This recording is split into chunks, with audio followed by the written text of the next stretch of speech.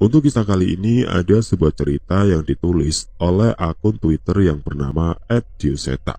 Sebelum kita masuk ke ceritanya, teman-teman tekan dulu tombol like video ini dan jangan lupa tekan juga tombol subscribe channel ini dan nyalakan juga lonceng notifikasinya agar tidak ketinggalan cerita-cerita baru dari channel ini.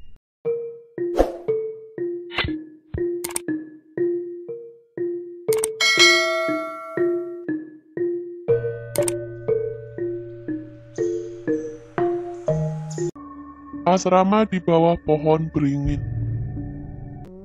Seorang anak berlari dengan tergesa-gesa menuju rumah Bu Ranti. "Bu, itu Bu, di asrama!" teriak anak kecil bernama Gio yang tinggal di rumah Bu Ranti. "Apalagi Gio, bocah-bocah itu lagi?" tanya Bu Ranti. Iya," jawabnya yang terengah-engah. "Ya udah, sana masuk beres-beres dulu, terus cerita ke Mas Danan," ucap Bu Ranti. "Mas Danan sudah sampai?" tanya Dio yang hanya dijawab dengan anggukan oleh Bu Ranti. "Iya, sesuai rencana. Hari ini aku kembali ke desa Sukmaraya, sebuah desa di daerah pegunungan, dengan sebuah pohon beringin raksasa yang selalu dapat dilihat dari sisi manapun desa ini." "Mas Danan sudah lama?" ucap Gio yang sepertinya sudah menunggu kedatanganku. "Lumayan, udah sempat istirahat kok," jawabku pada seorang bocah yang dulu ku kenal sedikit pemalu. "Mas Cahyo nggak ikut?" tanyanya sekali lagi, yang membuatku sedikit bingung untuk menjawab. "Nanti Mas Cahyo nyusul kok," jawabku seadanya. "Dia mau cerita, di asrama ada penampakan. Teman-temanku nggak ada yang percaya," ucapnya tergesa-gesa. "Udah, ceritanya sambil jalan aja yuk." Aku langsung mengajak Dio menuju asrama di belakang sekolahnya, sekaligus mendengarkan ceritanya di perjalanan. Sepanjang perjalanan, Gio menceritakan cerita-cerita yang belum kudengar darinya. Mulai dari saat ia bertemu hantu Mira, dikejar makhluk bernama Lelepah, hingga mengembalikan kalung titipan Pak Kuswara kepada hantu Mira di pohon beringin. Yang terakhir cukup membuatku cemas. Baru-baru ini ia melihat beberapa anak bermain di sekitar asrama, padahal anak-anak asrama tersebut masih sekolah. Seorang temannya pernah ikut bermain bersama anak-anak itu, dan akhirnya hilang. Dan baru ditemukan setelah 3 hari, di kolong kasur gudang asrama dengan kondisi lemas. "Ini asramanya Mas Danan," cerita Gio dengan menunjukkan sekomplek bangunan tua di belakang sekolahnya. Ternyata pohon beringin raksasa yang terlihat dari seluruh penjuru desa terletak tepat di sebelah komplek asrama ini. Aku memperhatikan sekeliling, namun sama sekali tidak ada keanehan. Mungkin karena ini masih siang dan anak-anak asrama sudah kembali menempati kamarnya masing-masing. "Gio, kamu nanti malam pulang duluan ya. Mas Danan mau nunggu di sini," ucapku pada Gio. "Mas Danan mau nunggu sampai malam ya? Gak apa-apa, aku ikut," kata Gio yang terlihat semakin berani dibanding sebelumnya. "Yakin, tapi kalau ada bahaya, kamu nurut sama Mas Danan ya," perintahku pada Gio. "Oke." Gio segera sepakat tanpa membantah. Kami menunggu di sebuah bangunan tua. Katanya di situ dulu Gio bertemu Mira dan setelahnya sempat melihat roh anak-anak asrama ini. Ketika hari semakin malam, lampu-lampu asrama mulai dinyalakan. Namun ternyata tidak seterang yang kubayangkan. "Main yuk!" Mendadak terdengar suara anak kecil dari luar bangunan. "Aku hitung sampai 10 ya, kamu ngumpet." Suara anak lain terdengar lagi. Aku keluar bangunan dan mencari suara itu. Namun sama sekali tidak ditemukan sumber suara itu. Dio mencoba melihatku dari jendela bangunan tua, tempat kami menunggu. Namun ia terjatuh ketika melihat sesosok wajah anak kecil pucat yang muncul dari jendela. "Kok kamu nggak ngumpet?"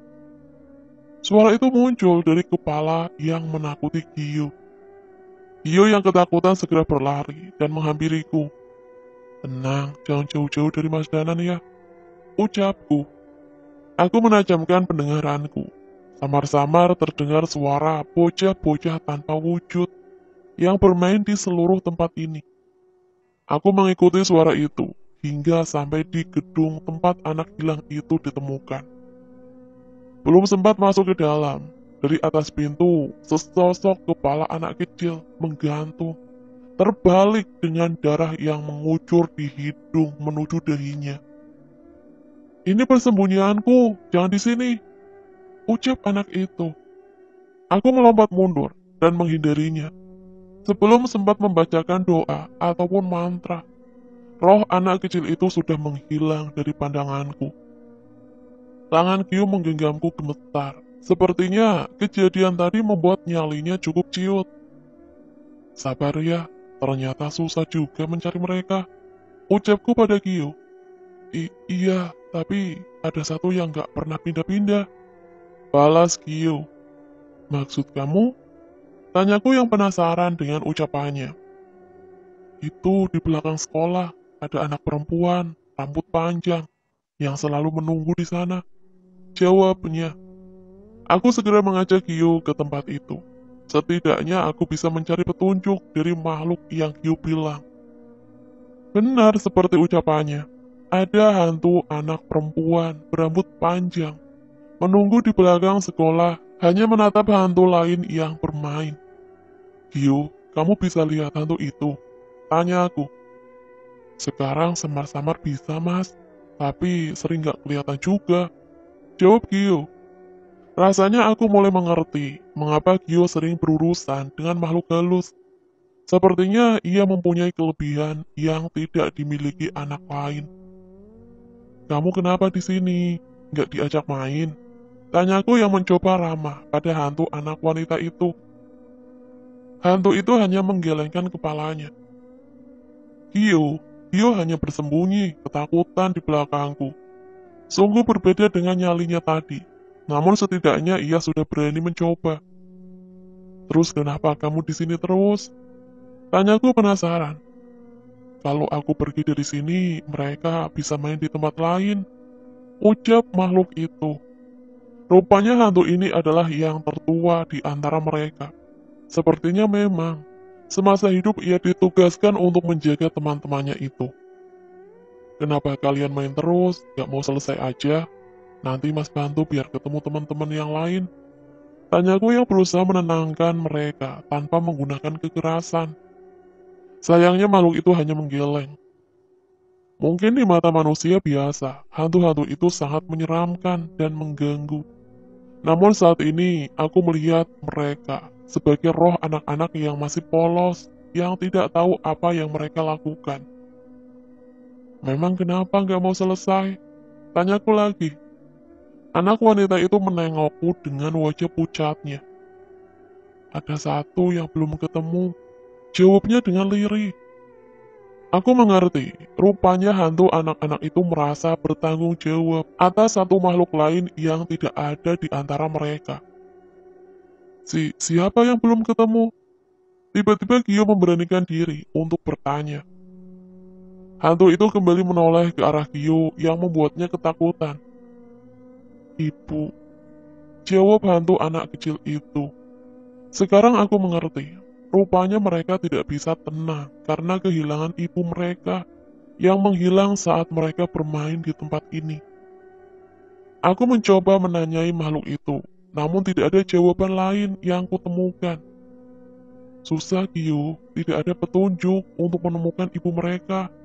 Mungkin Mas Danan harus memakai cara yang lebih keras untuk menenangkan mereka, ucapku pada Kyu. Kyu menggeleng seolah tidak setuju. "Jangan Mas Danan, kasihan mereka," balas anak itu. "Lah, tapi katanya kamu takut."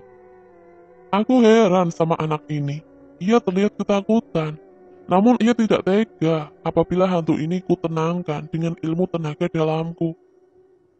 Dulu hantu di pohon beringin itu pernah cerita kalau Pak Kuswara dan dia pernah ditolong sesosok hantu perempuan di rumah kebun karet. Apa mungkin hantu itu ibu mereka? Tanya Gio padaku. Sebuah cerita yang tidak kusangka terdengar dari seorang anak kecil yang berurusan dengan hantu. Kebun karet, maksudnya Imah Lowong. Tanyaku pada Gio. Ia mengangguk. Aku berpikir sejenak sebelum memutuskan untuk pergi ke tempat itu lagi.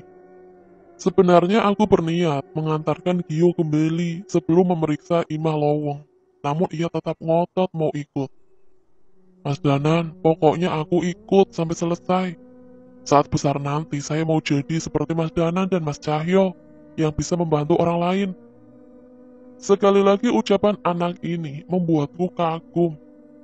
Masa lalu yang kelam yang dialami olehku dan Cahyolah yang membuat kami membulatkan tekad untuk memperdalam ilmu batin untuk menolong orang lain.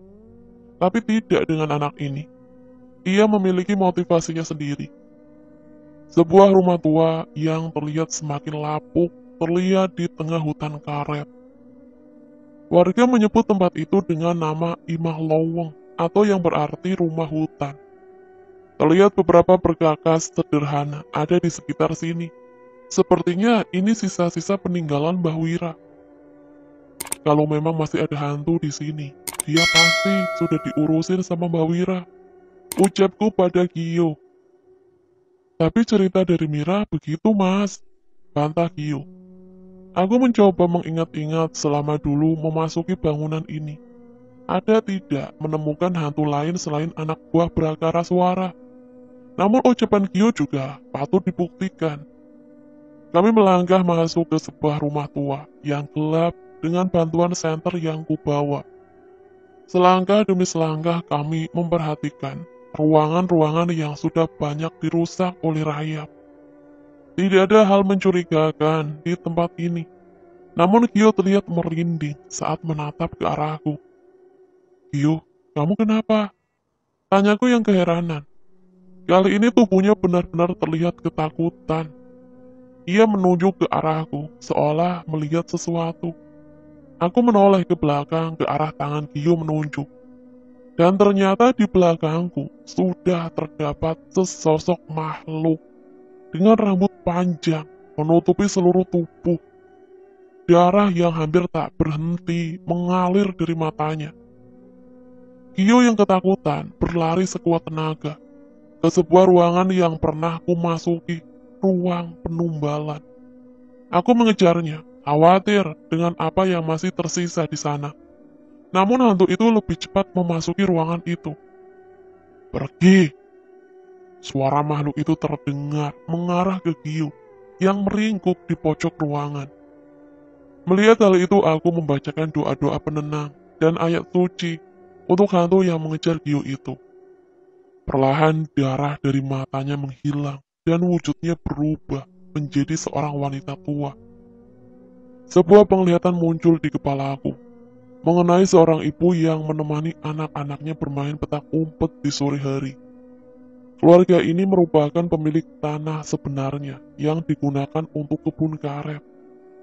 Sebelum sempat menyelesaikan permainannya, orang suruhan juragan kebun karet membakar rumah dan halaman keluarga itu dan menculik ibu dari anak-anak itu. Sama seperti Mira, ibu ini ditumbalkan dan dikuburkan tepat di bawah tempat ini.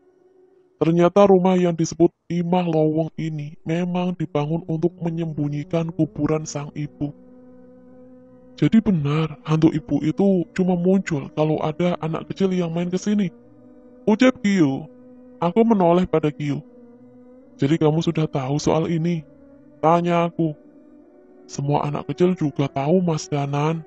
Orang tua sering nakut-nakutin anak-anaknya supaya nggak kesini. Katanya kalau anak kecil main malam-malam ke Imah Lowong, bisa diculik sama hantu nenek-nenek. Jawab Gio yang menjadi sok tahu. Aku menggelengkan kepala melihat tingkahnya. Ibu, ikut kami ya. Anak-anak ibu udah nungguin. Ucapku pada roh wanita tua. Roh ibu itu hanya mengangguk dengan wajah yang tidak lagi menyeramkan. Berarti ibu ini dan hantu anak-anak di asrama sudah bisa tenang ya Mas Danan? Tanya Gio yang terlihat cukup senang. Aku hanya mengangguk. Kami bersiap meninggalkan ruangan itu. Namun tiba-tiba langkahku terhenti dengan suara benda yang terjatuh dari atas ruangan itu. Senter kuarahkan ke tengah-tengah ruangan yang masih terdapat bekas coretan lingkaran ritual. Di sana terlihat sebuah benda yang baru saja terjatuh. Sebuah patahan kayu tertuliskan aksara Jawa yang pecah menjadi dua. Aku mengenali dengan jelas benda itu dan mencari ke seluruh sudut ruangan. Ruangan demi ruangan ku periksa, bahkan hingga keluar imah lowong.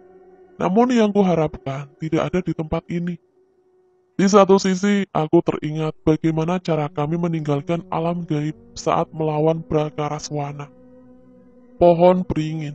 Saat ini kami berlari ke arah pohon beringin tempat Chandramukti dimakamkan. Mas Danan kenapa? Tanya Gio yang semakin bingung dengan tingkahku. Nggak apa-apa Gio, ayo kita selesaikan misi kita. Jawabku yang segera bergegas kembali ke asrama, atau lebih tepatnya ke pohon beringin di sana. Mas Danan, jangan cepet-cepet, tungguin. Keluh Gio yang melihatku terburu-buru. Gak apa-apa, cepetan. Kalau kemalaman, bisa dimarahin Bu Ranti. Aku mencoba memberi alasan kepada Gio. Dan ternyata cukup manjur. Ia berjalan semakin cepat mengikutiku. Tak butuh waktu lama, kami sudah sampai di kompleks sekolah yang jadi satu dengan asrama itu. Aku mencari keberadaan hantu anak wanita berambut panjang tadi, namun tidak kutemukan sama sekali. Begitu juga dengan hantu anak-anak yang bermain petak umpet. Aku mulai kebingungan, namun roh ibu tadi terlihat melayang ke arah pohon beringin. Sayup-sayup terdengar suara anak-anak bermain di tempat itu. Jelas, itu bukan suara dari anak perempuan. Aku segera berlari menyusul hantu ibu itu, dan melihat hantu-hantu anak kecil tadi sedang bermain bersama, di bawah pohon beringin bersama satu orang dewasa. Mas Danan, itu Mas Cahyo kan? Tanya Gio sambil menunjuk seorang pria yang identik dengan sarung kebanggaannya yang terlilit di bahu. Menyadari keberadaan kami, makhluk bernama Cahyo alias Panjul dengan julukan bocah ketek itu segera berdiri dan berlari ke arah kami. Aku tak mampu menahan air mata haru ketika melihat sahabat terbaikku telah kembali. Namun ia pasti sudah menyiapkan ledekannya bila melihat wajahku penuh dengan air mata. Iya Gio, itu Mas Cahyo. Kan Mas Danan sudah bilang, dia bakal nyusul. Nah, cerita tamat sampai di sini. Oke teman-teman, sekian untuk cerita kali ini. Bagaimana menurut kalian tentang kisah ini? Tulis komentar kalian di kolom komentar. Dan bagi teman-teman yang baru bergabung, jangan lupa untuk like, komen, share, serta subscribe channel ini. Dan nantikan kisah-kisah horor lainnya. Wassalamualaikum warahmatullahi wabarakatuh.